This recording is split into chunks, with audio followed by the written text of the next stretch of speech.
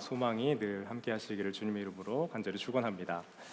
네, 한국의 6, 70년대를 생각해 보시면요, 무척 사는 게 어려웠습니다. 그래서 어떻게 운동을 하기 시작했냐면요, 6, 70년대 이 경제적 위기를 통과하면서 전 국가적인 새마을 운동을 했습니다. 새마을 운동하면 어떤 노래가 떠오르세요? 잘 살아보세, 잘 살아보세, 우리도 한번 잘 살아보세. 네. 이 지역 사회를 개발하자, 그리고 또 전 국가를 발전시키기 위해서 우리가 다 함께 열심히 일하고 전략하면서 근대화를 한번 이루어 보자라는 운동이었습니다. 전쟁 이후 나라가 너무 피폐했기 때문에요, 그 힘들었던 나라들을 다시 복구시키고 근대화적 어떤 경제 성장을 이루어 보겠다고 하는 열심과 의지가 담긴 운동에 다 같이 참여했습니다. 그러다 보니 여러분, 이 잘 살아보자라는 말을 생각해 보면 이 부유하게 사는 것이 바로 잘 사는 것과 연결되어 있다는 걸 우리가 알 수 있어요. 왜냐하면 전쟁 직후에 먹을 것도 살 것도 너무 힘들었기 때문에 그 힘들었던 시기들을 통과하면서 제발 맘 편히 마음껏 먹었으면, 좀 잘 먹고 살았으면 이라는 것이 부유하게 사는 것 이퀄 잘 사는 것이 되었다라는 거죠. 어떤 맥락에서는요, 이런 잘 살아보자라는 의미가 부유하게 사는 것과 연결되는 것이 이해가 되지만, 사실 이 언어라는 것이 그렇게 우리에게 무서운 영향력을 주는데요, 생각해 보면 이 말이 정확하게 쓰여진 말이 아니에요. 말하는 방식은요, 우리가 생각하는 바를 그대로 표현하는 거거든요. 거꾸로 말하면 말로 자꾸 표현하는 것이 우리를 구성하고 생각하게 만들어요. 그 한 영화의 대사가 매너가 사람을 만든다, 라는 말이 있거든요. 그것처럼 언어가 사람을 형성한다는 거예요. 그래서 사실 언어도 가급적이면 우리가 바르게 자꾸 사용해야 우리가 바른 생각과 기준들로 우리가 세워져 갈 수 있다는 겁니다.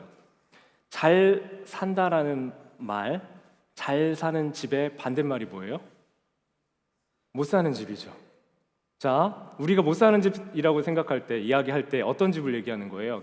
우리가 통용되는 의미로는 경제적으로 좀 어려운 집을 얘기를 하는 거잖아요.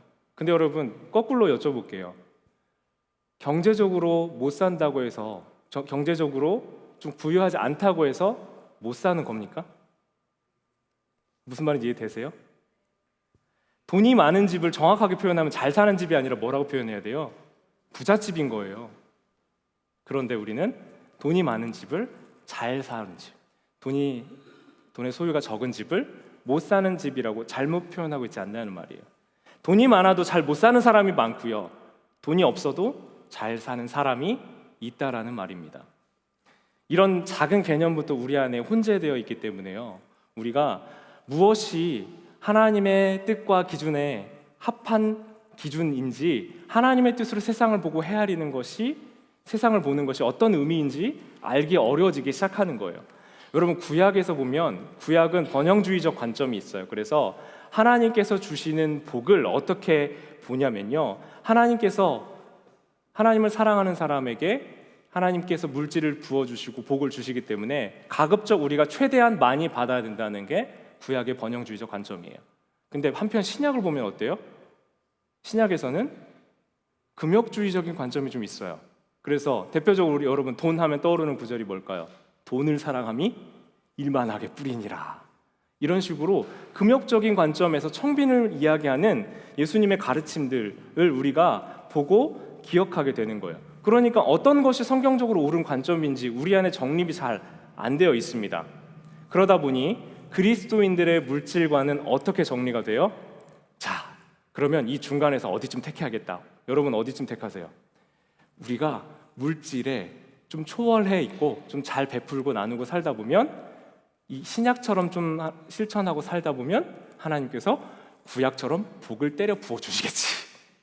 그러니까 이 두 가지 개념을 가지고 어느 정도 우리가 금욕주의적인 어떤 의미에서 좀 초월적으로 이 물질을 대하는 태도를 갖는 것이 그리스도인답다라고 생각하면 우리가 지금까지 살아온 것 아닌가라는 생각을 해봅니다. 사실 기독교인들에게요, 이 돈, 물질관에 대해서 예수님은 여러 번 말씀하셨어요. 신약 성경에서 여러 번 말씀하셨고요, 우리의 현실에서는 이 문제를 가지고 계속 부딪히는데, 교회에서 돈에 대해 설교 들어본 적 있으세요? 있으세요? 말을 안 하실 거예요, 저랑? 네. 있으세요, 없으세요? 많지 않으시죠? 주로 여러분 오해가 많았던 것들은 돈에 대한 설교를 한다면 헌금에 대한 설교, 기복주의적인 설교, 뭐 또 잘못된 부분들에 대한 것들이 자꾸 리마인드 되다 보니 우리도 오해하게 되고 도리어 목회자도 이걸 설교하기 어려워하고 피하지 않았나 싶은 생각이 듭니다. 근데 예수님이 분명히 그 땅을 사랑하는 사람들에게 말씀하셨고 그들에게 주셨던 말씀의 기준들이 분명히 있단 말이에요. 그래서 저는 6월 됐죠. 6월 이 5번의 시간 동안에 기도하면서 한 귀한 목사님의 책을 접하고요. 이 책을 힌트로 해서 오늘 우리 교회 공동체에게, 특별히 제가 개인적으로 어떤 기도 가운데서 우리 성도님들에게도 바른 재물관과 기준들이 분명히 필요하겠다라는 마음을 주셨습니다. 그래서 이 5주 동안 앞으로 4주 더 오늘 포함해서 5번 이 물질에 대한 재물에 대한 돈에 관한 말씀을 좀 나누려고 하는데요. 여러분 오해하시면 안 되는 게요, 저도 부자가 아니기 때문에 이렇게 하면 부자가 된다 뭐 이런 얘기는 못 합니다. 저도 하고 싶은데 못 해요. 제가 많아야 뭘 하는 거죠. 그런 얘기 하고 싶은 게 아니라요, 이 시간에는 하나님께서 우리 그리스도인들에게 주신 물질을 어떻게 바라보고 우리가 어떻게 살아야 되는지를 성경적인 기준과 가치관으로 정립할 수 있는 6월 한 달이 되었으면 좋겠습니다. 여러분 기대하면서 기도해 주시고 이 6월 한 달 동안의 시간을 함께 하면 좋겠습니다. 자, 오늘 본문으로 이제 들어가 볼게요. 오늘 본문을 보면 크게 두 그룹의 사람들이 한 팀이 돼서 예수님을 공격하려고 합니다. 대제사장들과 서기관이라는 두 그룹이 나타났어요. 근데 이를 바꿔서 얘기하면 대제사장은 사두개인이라는 그룹이고요. 그리고 두 번째 서기관이라고 하는 사람들의 그룹은 바리새인들이라고 하는 그룹이에요. 자, 대제사장은 제사장들 중에서도 고위직이어서 특히 이 정부 권력과 결탁되어 있는 사람들이 주 요직을 차지했는데 그 사람들이 사두개파 사람들이었고요. 주로 율법을 지키는 종교 지도자들의 역할을 바리새인들이 많이 했어요. 이 바리새라는 말은 페르심이라고 해서 구별된 사람들, 그러니까 이 유대의 어떤 구별된 신앙을 갖추겠다라고 했던 사람들이기 때문에 이 두 그룹은 특별히 각자의 세력을 형성하고 있었고, 그래서 둘이 절대 안 맞는 그룹이었어요. 만나면 여당과 야당처럼 특별히 싸울 수밖에 없었고, 그래서 분쟁이 일어날 수밖에 없었기 때문에 함께 하는 일이 없었던 사람들입니다. 그런데 이 두 그룹이 하나가 됐습니다. 오늘 본문을 보면, 자 19절 보시면 서기관들과 대제사장들이 함께 했다는 말이 나오죠. 서기관들과 대제사장, 사두개파와 바리새파 사람들이 예수님께 공격을 했는데, 예수님이 앞선 비유를 통해서 아주 지혜 있게 그들에게 말씀하시는 거 보고 예수님을 잡으려고 했는데 백성들의 눈이 보이니까 그렇게 못했어요. 그리고 나서 계략을 꾸며서 한 팀을 이루어서 예수님을 곤경에 빠뜨리려고 하는 겁니다. 그들이 지금 한 마음으로 뭉칠 수 있는 딱 하나의 이유가 있어요. 왜 하나로 뭉칠 수 있을까요? 공공의 적이 나타났거든요. 그 두 그룹을 모두 한 마음으로 묶을 수 있는 공통 적이 나타나니까 그들이 한 마음이 되었어요. 누가복음 20장 19절부터 20절까지 말씀 다시 한번 쭉 보면요, 서기관들과 대제사장들이 예수의 이 비유는 자신들을 가리켜 말씀하신 줄 알고 즉시 잡고자 하되 백성을 두려워하더라. 20절 같이 읽어볼까요? 이에 그들이 엿보다가 예수를 총독의 다스림과 권세 아래에 넘기려 하여 정탐들을 보내어 그들로 스스로 의인인 체하며 예수의 말을 책잡게 하니. 자, 말씀의 말미에 보세요. 뭐라고 돼 있어요? 예수의 말을 책잡으려고. 지금 의도는 뭐냐면 철저하게 책잡으려고 사람을 보냈다라는 겁니다. 갑자기 등장하신 예수님이 사람들의 관심과 이 모든 시선을 다 뺏어갔어요. 그러니 이 대중의 관심과 사랑을 받으면서 그들의 종교 권력을 유지했던 이 사두개파와 바리새파가 예수님이 미운 겁니다. 예수님이 싫은 거예요. 어떻게든 저 사람이 없어져야 되는 거예요. 그래서 그 미운 마음으로 그들을 공격하고 비판하는 예수님을 어떻게든 없애려고 하는데, 지금 그들을 통치하는 나라는 로마였거든요. 그러니까 로마의 힘을 빌어서 총독에게 보내서 이 꼬투리를 잡은 다음에 예수님을 곤경에 빠뜨리고자 지금 모의를 하고 있던 겁니다. 그래서 보낸 사람이 누구예요? 정탐들이라고 표현되어 있어요. 자, 사두개파와 바리새파가 저 사람을 보내서 예수님을 곤경에 빠뜨려야겠다고 하고 의도적인 사람을 보냈던 거예요. 그래서 예수님 말을 잘못하신 실언을 꼬투리 잡아서 총독에게 넘기겠다고 합니다. 그래서 자기 스스로 정탐들은요, 자기들이 종교적으로 의로운 사람이고 아주 훌륭한 사람인 척하면서 그들을 지배하고 있었던 로마군의 기분을 상하게 할 말을 예수님에게 하게 하려고 예수님이 반란을 준비하는 사람처럼 만들려고 이야기를 하는 겁니다. 그래서 예수님에게 이렇게 묻습니다. 22절이에요. 예수님, 우리가 가이사에게 세를 바치는 것이 옳습니까? 옳지 않습니까? 여러분, 이 질문은요, 어떻게 대답하든지 간에 다 함정이에요. 자, 예를 들어서요, 먼저 세금을 바치는 것이 옳다고 하면 로마 그 통치를 미워하고 싫어하던 대중들이 예수님에게 화를 낼 거고 미워할 거고 예수님 공경에 빠지실 거예요. 그리고 바치는 게 옳지 않다고 하면 지금 무슨 죄가 돼요? 반란죄가 돼요. 로마의 통치 체제를 흔드는 죄가 된단 말입니다. 그러니 어떤 대답을 하든지 간에 함정이라는 거예요. 이 대답도 저 대답도 의도적인 덫이 하나씩 놓아져 있는 상황입니다. 이 상황에 예수님이 어떻게 대답하셨어요? 24절 말씀인데요. 데나리온 하나를 내게 보이라 라고 말씀하세요. 데나리온. 여러분, 데나리온은 로마의 공식 화폐입니다. 그래서 데나리온이 어느 정도 품삯이라고 했어요? 노동자? 하루 품삯이라고 전에도 여러 번 말씀드렸죠. 자, 지금 우리로 따져보면 뭐 다를 수 있지만 지금 우리 하루 일하면 그냥 정말 최소로 어느 정도 한 지폐를 받을 수 있을까요? 100불짜리? 받을 수 있겠죠. 네, 100불짜리 보면은 누구의 얼굴이 그려져 있어요? 미국의 건국의 아바이 벤자민 프랭클린의 사진이 있는 거 아시죠? 한 번도 못 보셨어요? 100불짜리? 이따 보여드릴게요. 제가 빌려가지고. 네, 벤자민 프랭클린 얼굴이 이러고 있어요. 근데 그 벤자민 프랭클린의 얼굴이 우리 지폐에도 있던 것처럼 데나리온에는 로마의 황제를 뜻하는 말이 카이사르, 우리말 성경에 가이사거든요. 그러니까 황제를 통칭하는 말이 가이사란 말이에요. 그리고 이 당시를 통치하고 있던 그 가이사의 이름이 디베리아였어요. 그러니까 이 동전 안에 가이사의 얼굴이 그려져 있을 텐데 이 동전이 너무 크죠? 이 동전에 누구의 얼굴이 그려져 있다고요? 디베리오 황제의 얼굴이 그려져 있는 겁니다. 이 공식 화폐를 쓰는 것이 그 당시에 로마에 통용되는 이 유대 사회에 통용되는 일이었고 로마가 다스리고 있는 모든 곳이 바로 이 데나리온을 가지고 화폐 경제 활동을 했다는 겁니다. 그런데 로마도 비공식 화폐가 유대 안에 있다라는 걸 이미 알고 있었어요. 비공식 화폐. 그게 뭐냐면 여러분 성경을 읽으셨던 분들은 세겔이라고 들어보셨죠? 세겔. 네, 들어보셨어요? 네. 우리끼리 아는 걸로. 네. 세겔이 있는데 그 세겔은 뭐냐면 유대인들만 통용하던 유대 화폐 단위였어요. 왜 비공식적인 화폐가 왜 필요했을까요? 아까 로마의 데나리온에 누구의 얼굴이 그려져 있다고요? 황제의 얼굴이 그려져 있어요. 유대인들의 정체성은 예루살렘이라는 성전을 중심으로 형성되어 있었고요.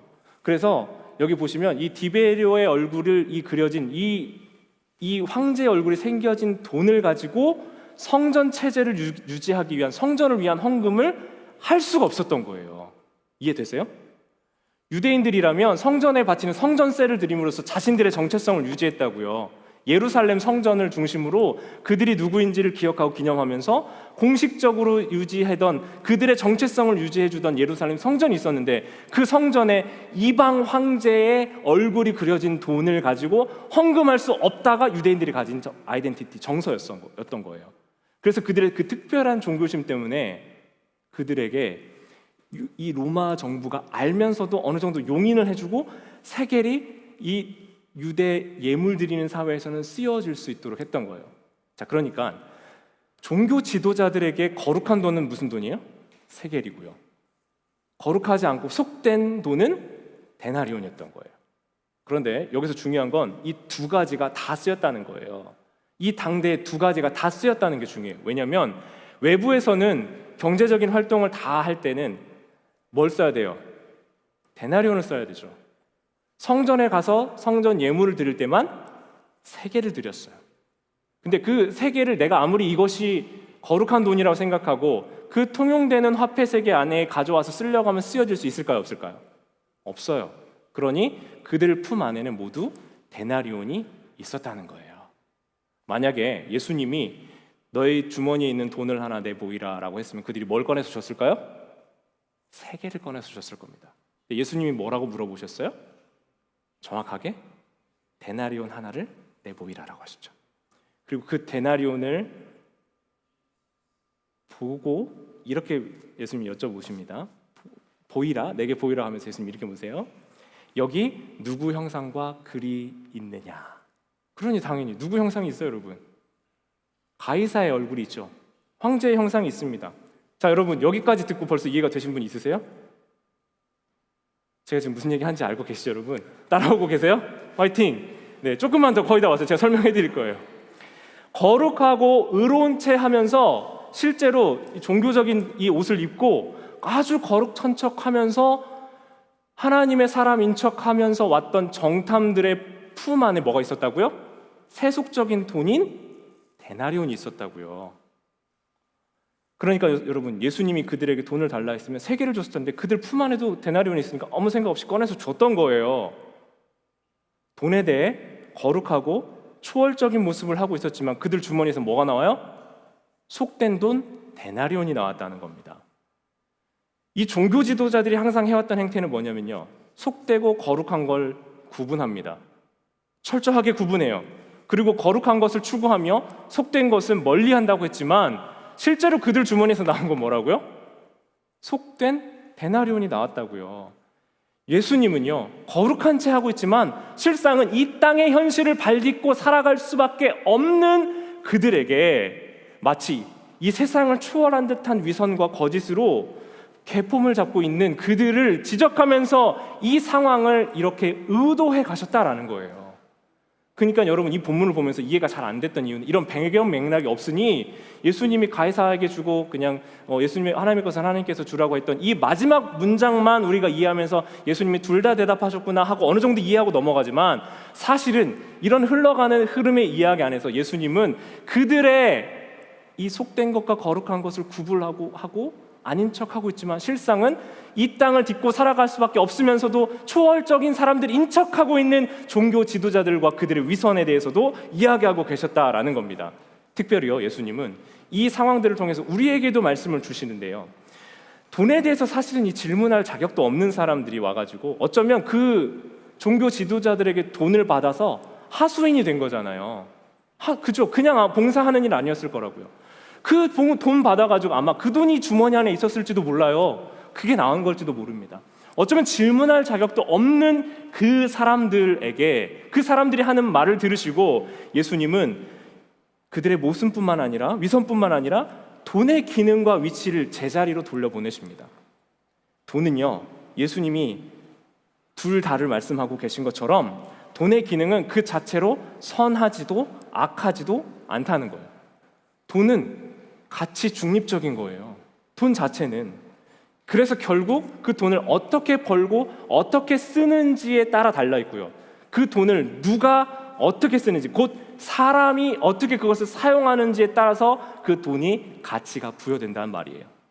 그러니까 우리가 초월적으로 돈에 대해서 우리는 그리스도인이라 돈이 초월된 사람들이라고 생각할 것이 아니라 이 돈을 부정하다고 터부시할 것도 또 복이라고 그걸 간절히 사모할 것도 아니라 하나님이 주신 도구여서 그 도구가 나를 통해서 가치가 부여된다라는 것이 오늘 우리의 생각과 마음 안에 분명하게 새겨지시길 주님의 이름으로 축원합니다.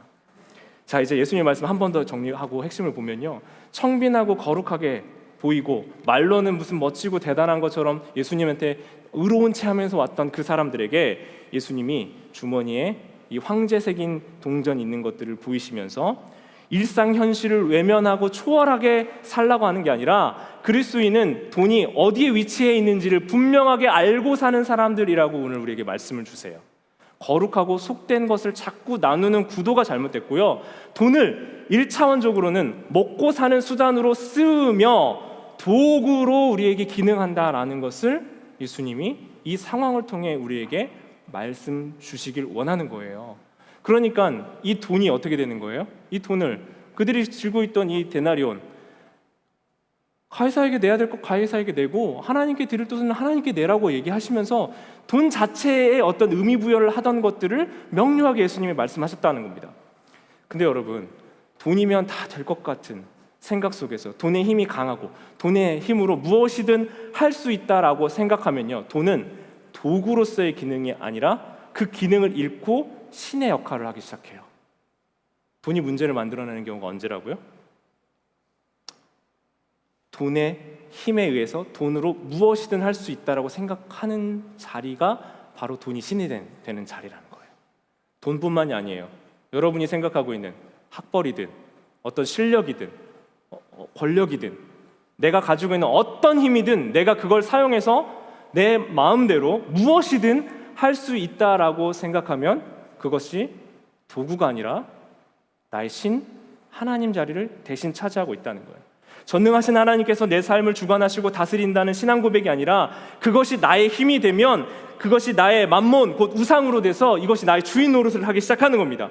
그렇게 행동을 하고 있든지 하고 있지 않든지 우리 마음속으로 생각을 어떻게 하든지 간에 실제 모습은 뭐냐면요, 내 삶 가운데서 내가 어떤 결정을 내리고 어떤 판단을 하면서 살고 있는지 내 현재 현실 지금의 나의 모습이 바로 내가 돈을 어떻게 대하고 있느냐라는 거예요. 예수님을 시험하러 왔던 사람들 보세요. 말로는 하나님이 내 인생의 최우선이다, 제일이다, 주인이다, 왕이다 라고 이야기하고 있지만 품 안에는 황제의 주화가 있을 수밖에 없어요. 그리고 그 주화의 힘을 따라서 예수님을 시험하는 자리에 와 있었다는 거예요. 여러분, 우리도 머릿속으로 생각하고 있는 내 모습이 아니라요, 실제 내 주머니, 여러분의 카드 내역서에 나와 있는 그 카드 내역서대로 살고 있는 사람이 진짜 여러분의 모습이라는 거예요. 그러니까 내 삶의 물질이, 명예가, 권력이, 특히 돈이 나의 주인 노릇을 하면서 그것이 나의 가치와 어떤 판단을 하게 되는 결정적인 노릇을 하고 있다면 그 돈이 여러분 도구가 아니라 그 기능을 잃고 본래 모습을 잃어버리고 주인 노릇을 하기 시작했다는 겁니다. 내가 어떤 사람인지는 평상시에 잘 나타나지 않아요. 내가 어떤 사람인지 어떤 존재인지는 잘 드러나지 않습니다. 내가 어떤 존재인지 언제 드러나냐면요, 두 번째, 제가 정리한 두 가지 기억하시는 분 있으세요? 첫 번째, 위기 때, 위기의 순간에 우리가 누군지 드러나요. 두 번째, 위기 첫 번째죠. 위기 때. 두 번째, 내 이익과 관련돼 있을 때. 이 두 가지 때 나타나는 내 모습이 진짜 내 모습이에요. 여러분, 우리가 생각하고 있고 좋은 모습만 보여줄 수 있는 환경에서 누가 나쁜 사람이 어디 있습니까? 근데 진짜 내 모습은 이 위기의 순간과 내 이익과 관련된 상황에서 내가 진짜 누군지가 드러난다는 거예요. 어떤 여러분들 누구에게 제가 나가면서 인사하면서 돈 좋아하시죠? 라고 물어보면 아니에요 목사님 이러면서 가시지, 네 저는 돈이 너무 좋아요 라고 하시는 분들이 없을 거예요. 물질주의적인 세계관에 난 사로잡혀 있습니다 라고 이야기하고 고백하고 싶은 분은 한 분도 없을 겁니다. 근데 제가 여러분 보시는 것처럼 생긴 대로 제가 도덕 교생 선생님 출신이거든요. 왜 웃으세요? 뭐 공감하시는 걸 거부하시는 거예요. 도덕 교생 선생님을 한 달 동안 해보고, 또 제가 섬기던 교회에서 이제 연결되어 있는 학교가 있어요. 그래서 거기 이제 중학교에 가서 종교 선생님, 그러니까 목사님이신데요. 그 교목 목사님 강의하시는 걸 제가 좀 도와서 수업을 들어가서 수업을 했던 적도 있습니다. 근데 제가 교생 때도 이때에도 만났던 학생들이 중학교 1학년이거든요. 중학교 1학년 친구들에 대한 이미지가 여러분 어떠세요? 집에 가정이 있는 자녀들도 있겠지만 중1 그 느낌 아시죠? 네. 한마디로 정의하면 솔직해요. 네, 정말 솔직합니다. 그러니까 필터가 없어요. 그냥 그대로 나와요. 특히 남자애들 여기에 있는 게 아무 그 자정 기능이 없이 이대로 나옵니다. 그러니까 수업을 하다 보면 되게 당혹스러울 때가 있어요. 제가 가치에 대한 수업을 한 적이 있거든요. 근데 가치에 대한 수업을 하는데 한 친구가 처음부터 끝까지 제 모든 대답에 돈이라고만 대답하는 거예요. 돈이요, 돈이요, 돈. 제가 물어봤어요. 도대체 왜 그러냐고 얘기 좀 해보라고 그랬더니 자기는 돈을 버는 게 너무 중요하대요. 그래서 앞으로 뭐 3층 집을 살 거고 예쁜 여자를 만날 거고 자기는 국회의원이 될 거고 뭐 근데 그 이유는 뭐 돈을 많이 벌려고 그런 거고 돈이 많이 있으면 뭐가 좋고 그거를 버튼만 누르면 잘 나오는 거예요. 모든 문장에 돈이라는 단어가 하나도 안 빠지고 나와요. 제가 그 친구를 보면서 수업 시간 때니까 이제 좀 다른 아이들에게도 영향을 미칠 수 있으니까 이걸 좀 이렇게 자제하고 방향으로 수업으로 이끌어 가려고 했지만 그 순간 느꼈던 감정들이 지금도 남아 있어요. 너무 마음이 아픈 거고요. 그리고 그 아이가 부모님에게 어떤 교육을 받았을까라는 좀 안타까운 마음이 많이 들었습니다. 근데 한편으로는요, 이 아이는 다만 솔직하게 이렇게 표현했을 뿐이지 이 시대의 많은 아이들이 이 돈이라고 하는 주인, 우상 아래에 속해 있구나라는 충격을 좀 받았어요. 제가 표를 하나 우리 간사님한테 표를 부탁을 했는데요. 지금 이 표를 보면요, 지금 돈의 위치가 어디에 있어요? 위에 있죠. 네. 돈이 위에 있고 사람이 그 밑에 있는 거예요. 이게 지금 뭘 얘기하고 싶었던 거냐면요, 돈이 주인 노릇을 하고 물질이 이 돈의 지배 아래, 이 가치의 통제를 받고 있다라는 표를 나누고 싶었어요. 사람 위에 돈이 주인 노릇을 하고 있는 거예요. 돈을 선하다 악하다로 나누는 게 아니라 돈이 그저 우리 하나님 되신 자리에 가버린 거예요. 그 가치 판단을 누가 한다고요? 돈이 해버린다고요. 물질이 하고 있다고요. 그러나 하나님 분명히 우리에게 주시는 말씀은요, 돈은 우리에게 위임하신 도구, 살아가는 도구 중에 하나라는 거예요. 그런데 타락한 인간, 죄로 인해 타락한 인간이 우리에게 주신 이 도구를 뭘로 바꿔요? 목적, 주인으로 바꾸어 버린 거예요. 그리고 이 돈의 바른 위치와 자리가 아니라 그것을 숭배하고 그것에 가치를 부여받고 그것의 힘을 믿고 따르며 사는 존재가 되어버린 겁니다. 그것을 성경에서 뭐라고 하는 줄 아세요? 우상숭배라고 합니다. 그게 우상숭배라는 거예요. 돈의 가치가 나의 주인의 자리로 갔을 때 성경은 분명히 그것이 우상이라고 얘기합니다. 이스라엘 백성들이 가나안 땅 들어갔을 때 바알, 아세라 신을 숭배하고 성상했던 건 뭐예요? 그 땅에서 이 경작하며 토지와 땅을 통해서 비옥한 땅을 통해서 부를 이루고 싶은데 그러려면 그 땅에 있던 토착신에게 절해야 날씨도 좋게 해주고 다산도 이루어진다고 생각하니 그 신들을 숭배했던 거라고요. 그러니까 그것은 나타난 하나의 증상 표지였을 뿐이고요. 성경이 말하는 우리에게 주는 것은 주신 도구가 목적이 되는 걸 뭐라고 한다고요? 우상숭배라고 한다고요. 근데 여러분, 세상에는 그리스도인들뿐만 아니라 돈의 위치가 어디인지를 분명히 아는 사람들이 있어요. 다음 표 보여주세요, 강사님. 돈의 위치가 어디가 있습니까? 이 표는 사람이 쓰는 도구의 자리로 가 있는 거예요. 사람 아래에 있는 거예요. 이게 우리가 알고 있고요. 이것이 성경이 말하는 바이고요. 그리고 이 세상에서도 깨어있는 사람들과 진리와 바름을 추구하는 사람들은 여기까지는 다 이해하고 그 기능을 바로 사용하려고 무척 노력합니다. 여러분, 그런데 우리 그리스도인들은요, 여기에서 끝나지 않아요. 이 돈의 기능과 위치를 인간 아래로 도구로 바로 보내는 것뿐만 아니라 우리 초점이 이 도구를 어떻게 사용하는 것이 잘 사는 것인가, 바르게 사는 것인가에 대해서 이야기하고 있잖아요. 우리는 결국 어디로 가야 되냐면, 다음 표 보여주시면 우리의 진짜 참 주인이신 하나님, 그리고 그 다스림을 받는 우리가 그 하나님 뜻대로 살아가기 위해서 사용하는 도구인 돈을 바람직하고 아름답게 사용하는 자리까지 기도하며 고민하며 나아갈 때 이 일들이 우리 안에 이루어지게 되는 줄 믿습니다. 돈은요, 사람이 하나님의 뜻을 실현하는 도구가 되는 것이 하나님의 창조에 우리에게 주신 기뻐하시고 원하시는 뜻이었어요. 여러분, 지난주 염려하지 않을 수 있었던 이유는 뭐였습니까? 우선순위가 우리 삶에 정돈이 되어 있을 때 그때 우린 염려하지 않을 수 있다고 얘기했잖아요. 돈의 위치가 정확해야 돼요. 처음표처럼 돈이 인간 위에서 주인 노릇하면, 그렇게 돈의 인간이 다스림을 받기 시작하면 돈이 우리의 우선 가치가 돼버린다고요.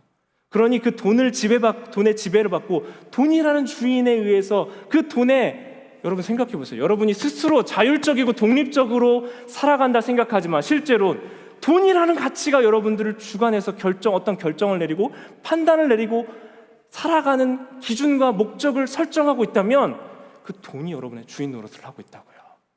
세상에 무신론자들이 많거든요. 근데 그 무신론자들이 하나님이 없다고 얘기하는 것, 네, 그럴 수 있습니다. 근데 자기는 아무 신도 믿지 않는다는 것 모르고 하는 얘기예요. 사람은요, 무엇이든 누구든 신을 섬기고 살아가요. 주인을 섬기고 살아가요. 어떤 가치를 섬기든 어떤 신을 섬기든 여러 가지 이유에서 그 다스림과 나를 통제하는 힘 아래에 있을 수밖에 없어요. 내 혼자 독립적인 가치 판단을 하며 사는 사람은 없다란 말입니다. 그런데 나도 모르게요, 이 돈이라는 가치가 나의 사람을 평가하고 그리고 사람을 대하는 방식이 되어 있다면 여러분도 생각해 보셔야 돼요. 하나님이 주인이라고 말하면서 이 돈의 가치에 의해서 누군가에게 함부로 대하고 누군가를 평가하고 누군가를 판단하고 돈에 의해서 누군가를 마음 아프게 하고 있다면 그것은 돈이 나의 주인 노릇을 나도 모르게 하고 있다라는 거예요. 사랑하는 여러분, 하나님의 다스림 아래 살아가는 인간이 돈을 도구로 사용할 때 우리는 그 사람을 누구라고 얘기하냐면 청지기라고 얘기해요. 청지기의 뜻이 뭘까요? 맡은 사람이에요. 하나님이 맡겨준 사람이에요. 그러니까 이 물질은, 우리에게 허락된 모든 것들은 하나님의 뜻을 실현하는 도구가 되어야 됩니다. 그래서 결국 결론은 뭡니까, 여러분? 우리에게 주신 이 청지기적 사명은 이 부여해 주신 돈을 통해서 하나님의 뜻인 사랑을 실천하고 사는 것까지 가는 거예요. 돈은, 같이 한번 읽어보시겠어요? 돈은 모든 하나님께서 청지기인 우리에게 맡겨주신 도구이다. 돈은 하나님께서 청지기인 우리에게 맡기신 도구다. 물질로 인해서 사람을 판단하고 가치를 평가하고 있다면 내 삶의 주인은 하나님이 아니시다. 현실적인 재물입니다. 사람은 모두 현실을 살아가요.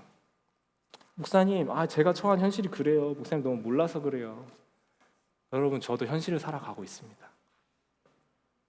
저만 특별하고 대단한 사람이어서가 아니라, 그래서 이 말씀을 할 수 있는 게 아니라 하나님이 우리에게 원하시고 기뻐하는 뜻이기 때문에 저도 두렵고 떨리는 마음으로 이렇게 말씀을 나눠요. 저도 돈의 힘과 영향력을 알고 있어요. 얼마나 무서운지 알고 있습니다. 그래서 여러분, 더 철저하게 분별해야 된다는 거예요. 그 힘과 영향력을 몰라서가 아니라요, 알기 때문에 더 간절한 마음으로 말씀을 나누고 싶다고요. 제 목회 원칙 중에 한 가지는 제가 그 신방 가서 신방비 안 받으려고 합니다. 그리고 누구 도와주는 것을 통해서 수고비 안 받으려고 해요. 다른 분은 뭐 어떻게 하시고 뭐 이런 거 비교할 필요가 없이요, 제가 어느 순간 느꼈던 게 제가 제 마음에 영향을 받더라고, 솔직히 얘기하면. 그래서 아예 받지 않아야겠다. 그리고 받으면 정말 피치 못하게 받아야 되는 경우가 생기거든요. 그러면 그 물질들은 바로 교회에 헌금을 한다든지 아니면 그 물질을 따로 모아서 선하게 사용하는 것을 위해서 따로 모읍니다. 왜 그러는 거예요? 돈에 의해서 우리가 바라보고 있는 가치들이 결정되지 않게, 내 사역과 관계와 모든 것들이 영향을 받지 않게 하려는 거예요. 돈이 도구가 아니라 그것이 목적이 되지 않도록 노력하는 저의 나름대로의 장치인 겁니다. 사랑하는 여러분, 여러분에게 주신 물질이 얼마 있는지 모르겠어요. 여러분 주머니 얼마 있으세요? 물질 얼마 있는지 몰라요. 전 알고 하는 얘기 아닙니다. 그런데 그 물질은요, 하나님께서 여러분에게 사랑의 도구로서 맡겨주신 것인 줄 믿습니다. 우리의 탐욕의 대상으로 너의 욕심껏 살아가 라고, 그게 네가 누릴 수 있는 복이야 라고 이야기하는 게 아니라요, 사랑을 위한 도구로 우리에게 맡겨주셨다는 것이 분명할 때 우리는 우리에게 맡겨주신 물질을 아름답게 잘 사용할 수 있을 줄 믿습니다. 누가복음 20장 23절 말씀입니다. 예수님은 이렇게 말씀하십니다. 예수께서 그 관계를 아시고 이르시되. 예수님 지금 정탐들이라고 하는 그 사람들의 말에 속아 넘어가지 않으시고 그 관계를 아시고 이렇게 말씀하세요.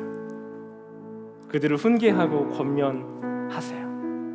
사랑하는 여러분, 제 말씀 준비하다 보니요, 여러분의 삶에 처한 현실과 상황이 그렇게 호락호락하지 않다는 걸 저도 말씀을 준비하면서 더 많이 느꼈어요. 이 땅의 이민자로 살아내야 되는 삶이 얼마나 고달퍼요.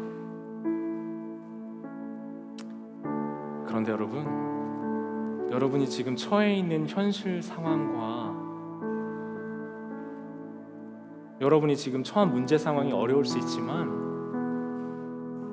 사는 대로 생각하지 말고 믿음대로 사는 우리가 되면 좋겠습니다. 정말 어려운 일일 수 있거든요. 이제 이 부분에서부터는 정말 현실적인 영역이 우리에게 도전이 될 겁니다. 내가 상상하고 있고 앞으로 그렇게 할 것이다라는 내 모습이 아니라니까요. 지금 내 통장 내역에 찍힌 모습이 나라고요. 예수님께서 우리 눈에 어두워져서 보지 못하는 영적 어둠의 상태에 빠져 있는 것 깨어 있으라 말씀하시면서 원하는 거 보고 듣고 믿고 살고자 하는 우리에게 이 세상에 대한 관계를 분별하고 깨달으며 지혜 있게 살아가라고 우리에게 권면하시고 우리와 함께 해주시는 줄 믿습니다. 이제 잘 산다는 개념을 다시 한번 정리하며 말씀 마무리할 거예요. 돈이 많은 게 잘 사는 게 아니고요, 잘 사는 사람은 돈을 이렇게 정의하는 사람이에요. 돈은 모든 것의 주인이신 하나님께서 청지기인 우리에게 맡기신 도구이다. 모든 것의 주인이신이라는 말이 빠져 있는데요, 제가 잘못 타이핑했나 봐요. 돈은 모든 것의 주인이신 하나님께서 청지기인 우리에게 맡기신, 하나 더 넣을까요? 사랑을 위한 도구이다. 탐욕의 대상이 아니라 도구로서 그 위치와 기능을 먼저 첫 시간에 바로 잡으면서 우리 말씀을 시작합니다. 물질에 대한 기준들, 이 세상을 살아가는 현실의 문제들 가운데서 우리가 정말 하나님 앞에 깨어있고 분별하며 그냥 가만히 있으면 돈이 주인 노릇하고 왕 노릇하고 있는 이 세상에 No! 아니다! 라고 얘기하며 세상 속에 분별된 그리스도인으로 하나님의 백성들로 살아낼 수 있는 우리 모두가 되시기를 주님의 이름으로 축원합니다. 이 시간 같이 기도하면서 이 찬양의 고백이 우리의 고백이 됐으면 좋겠습니다. 여러분, 다른 게 필요한 게 아니고요, 우리 주님을 더 사랑하는 것만 필요해요. 우리 주님을 더 사랑하고 고백하는 것만 우리 안에 있으면 다른 우선순위는 모두 정리가 됩니다. 이 고백으로 함께 주님께 나가겠습니다. 내 구주 예수를